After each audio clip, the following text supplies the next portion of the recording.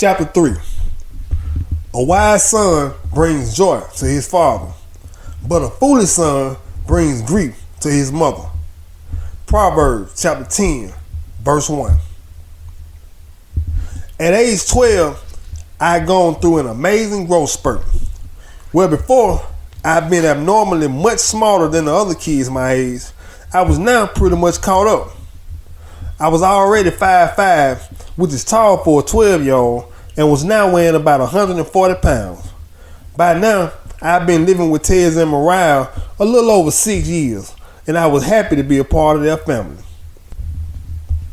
Me and my little brother Junior was close, and whenever he wasn't playing video games, he would follow me around everywhere. Tez had quit his job at the hospital and started his own private clinic, making a lot more money. And Mariah was now 4 months pregnant with their second child, still giving me as much hell as before. But at this point, my young mind was taking in everything in my surroundings and soaking up as much as I could.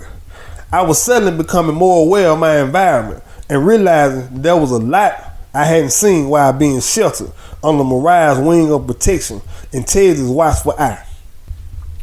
I had become more sociable and active with the other kids in my neighborhood and at school, and was quick to see how different most of their lifestyles and family situations were from mine. It was like I had just eaten from the forbidden tree of knowledge, and my eyes were suddenly open to good and evil. "Boy, I know you're not going out of this house without a coat on," Mariah screamed from the living room as I had just passed the doorway on my way to the front door. "It ain't even cold outside," I replied as I stopped in my tracks, hand about to grab the doorknob. I knew from experience that trying to go against Mariah was a losing battle, so I simply turned and without another word headed back to my room to grab a coat. "It's not cold outside," I heard Mariah say behind me. "I know they teaching you how to use proper grammar at school," she added. Mariah was always correcting me on how I talk, so I was used to it and had long ago learned to go with the flow. I quickly went and got a coat from my room, slipped it on, and made my way back through the living room. "And don't let the street lights catch you out there," Mariah said, without even looking away from the soap opera she was watching on TV. "I won't," I replied as I continued on toward the front door. One thing I would never do again is stay outside after the street lights came on. The last time I did, Mariah got in her car and drove all over the neighborhood screaming my name at the top of her lungs until she finally found me at the corner store playing video games. But the teasing and joking from my friends as they mimicked Mariah screaming my name was to me far worse than the 3-day punishment I got from Mariah. The sun was shining bright this Friday afternoon, just 3 days before our Christmas break ended and we were to return to school. There was still a slight chill, and I was already starting to feel it penetrate the lightweight Oakland A's starter jacket I had thrown on before leaving the house. As I made my way down the quiet street, I noticed a few of the older neighbors sitting on their porches, the same as they would on any other sunny day. I continued on down 15th Court until I got to a house on the corner where my friend Midnight lived with his mother and 2 older brothers. Midnight's house was the spot where some of the older guys would hang out during the day. Their mother was a house sitter and worked 12 hours a day, 6 days a week, so she was mostly gone during the day. But even when she was home, their mom seemed to be cool with it and didn't mind them being on the porch drinking and smoking. And if you catch her on a good day, in a good mood, you probably catch Miss Josephine sitting out on the porch taking a few totes herself.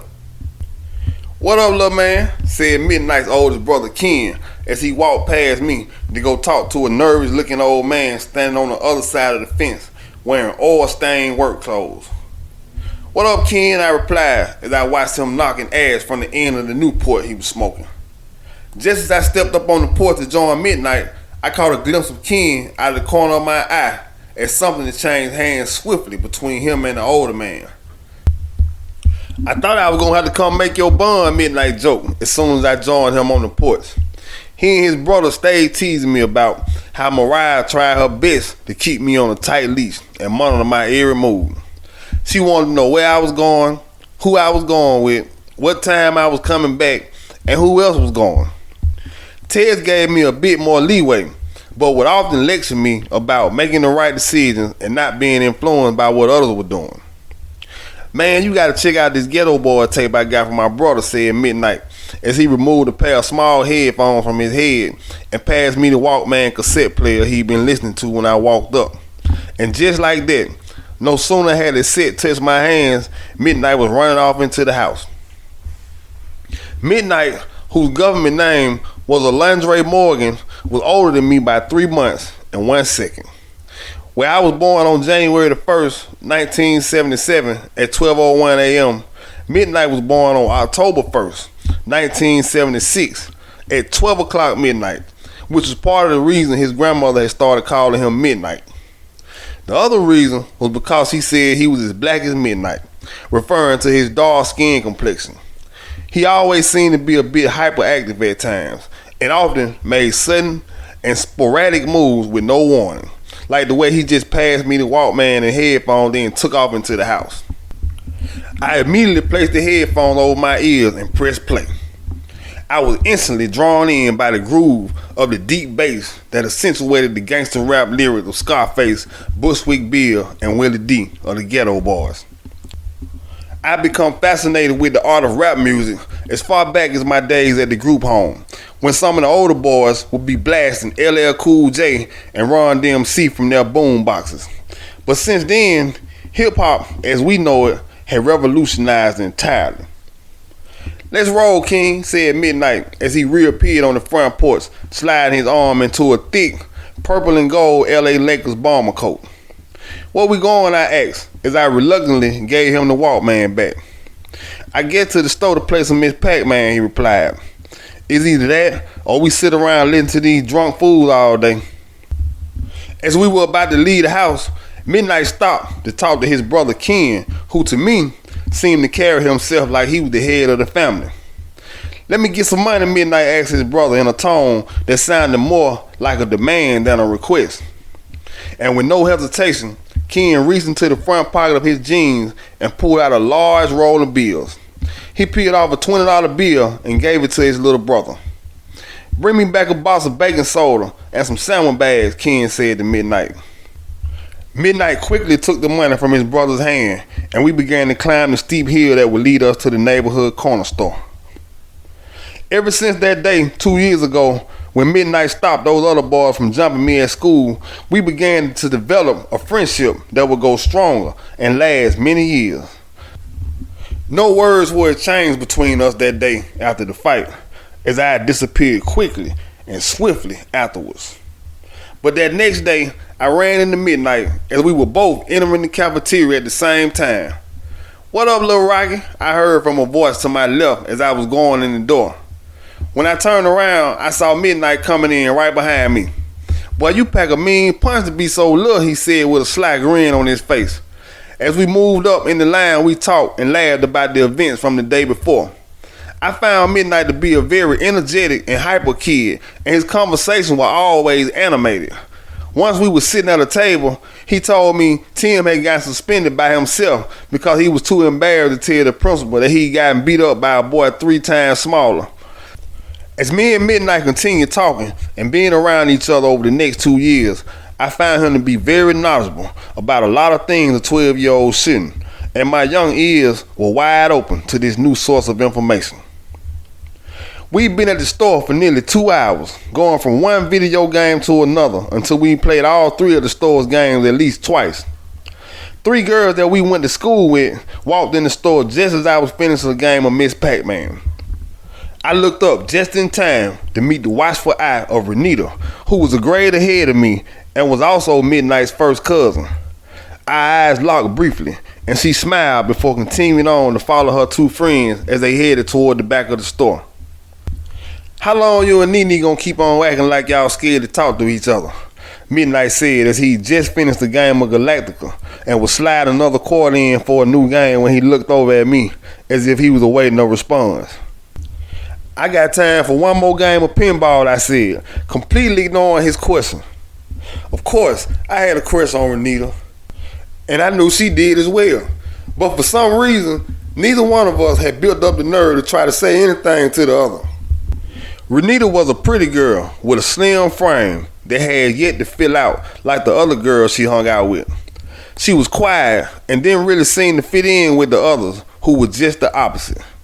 "Hey King," I heard from a voice close behind me that sounded so sweet and melodic. I turned around expecting to see Renita, but was in no way disappointed when my eyes rested instead on her friend Tasha. She was leaning against the pinball machine and standing so close to me that I began to feel a sudden stirring inside of me that hadn't always been there. "Let me play," Tasha said playfully as she shoved me aside before I could respond. Tasha intentionally rubbed against me, and I could smell her feminine aroma as she handled the pinball machine like she knew what she was doing. Now Tasha wasn't as old as Renita, but at 12 years old, her body was developing fast, and I couldn't help but notice that the large sweatshirt she was wearing didn't do much to hide the 2 mounds growing beneath.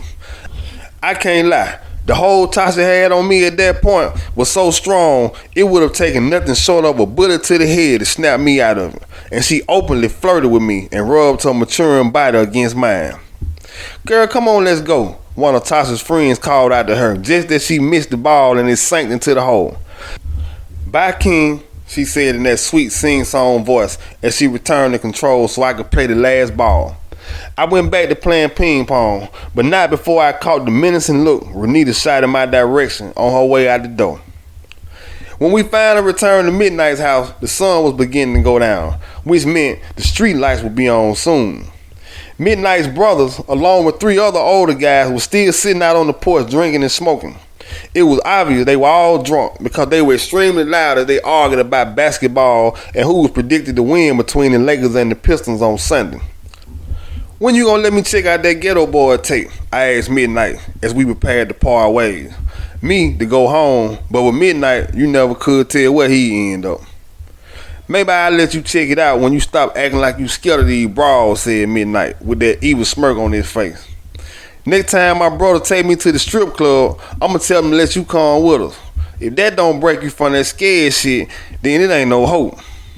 "I'm down with that," I replied quickly, not wanting to give any clue that I didn't know what the hell a strip club was at 12. But it sounded like fun, and I was down with it simply because I seemed to be so far behind my peers, while my partner seemed to know everything about everything. "So what is a broad?" I asked Midnight. "I don't know," he replied matter-of-factly, and we both bust out laughing. "I be hearing my brother say it, so it gotta be cool. I know it got something to do with a female." In Midnight's mind, anything his brother said or did was cool.